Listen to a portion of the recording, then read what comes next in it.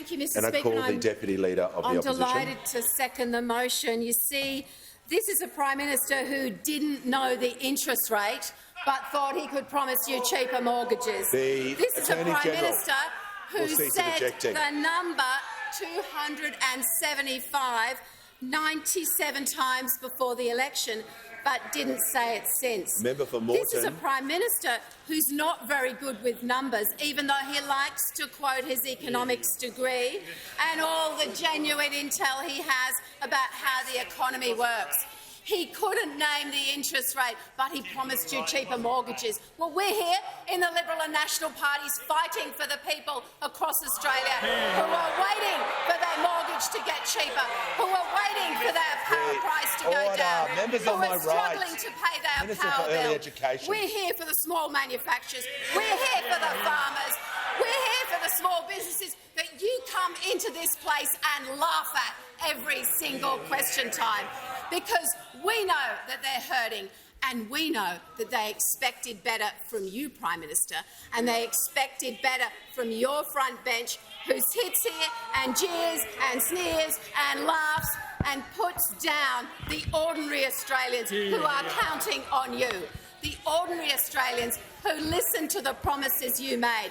You can't say one thing 6 months ago, come into Parliament, roll out an agenda that is full of excuses, because people want solutions. They don't want excuses. The people who are contacting us every day want answers to their problems. They don't want an industry minister who can't talk to the resources minister.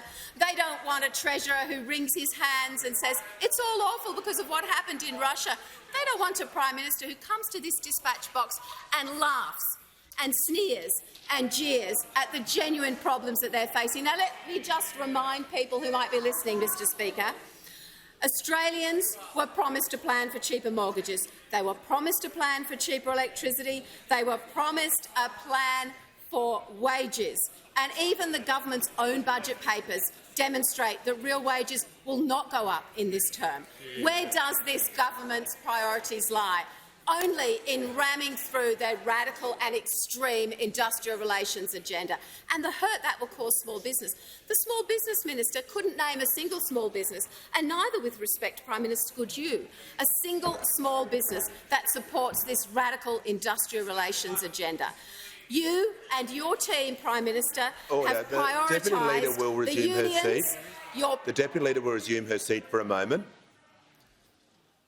just going to remind her, every time she says you, she's reflecting on me. If you could direct remarks through the chair, and if the House can come to order so the Deputy Leader can be heard in silence.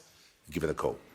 The priorities of this government are the union movement and the payback to the union bosses. I think it's $100 million, Prime Minister, over 15 years in donations that have gone to the Australian Labor Party.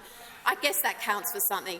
I guess that means the payback needs to happen. And I guess that's why your radical and extreme industrial relations agenda has taken priority over the needs of ordinary families, of small businesses, of Australians who are hurting, who know that their energy costs are getting higher and higher. Your own forecast, your Energy Minister, is reminding us how much energy is going up, how much more expensive it is going to be for households, how much the gas prices are going up. But never, never, never do we see a plan. So it's vital, Mr. Speaker, that standing orders are suspended so that we can properly hold this government to account for the promise it has made, and the promise it has broken.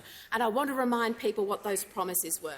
You would see real wage cuts. You would see cheaper mortgages. Your wages would go up. By the way, you don't get wages moving by putting the brakes on business, and that seems to be your only policy at the moment. Meanwhile, for people and householders, their energy bills are going up, their repayments are going up, their pay is going backwards because this government lacks a cost of living plan.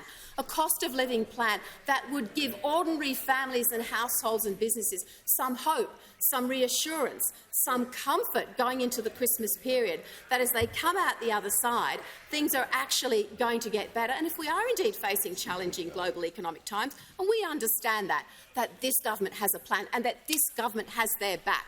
But clearly that is not the message you are giving. So suspension of standing orders is vital. I must repeat, Prime Minister, it is vital that you explain to this House, this Parliament and the Australian people what is your plan for cheaper cost of living for every Australian.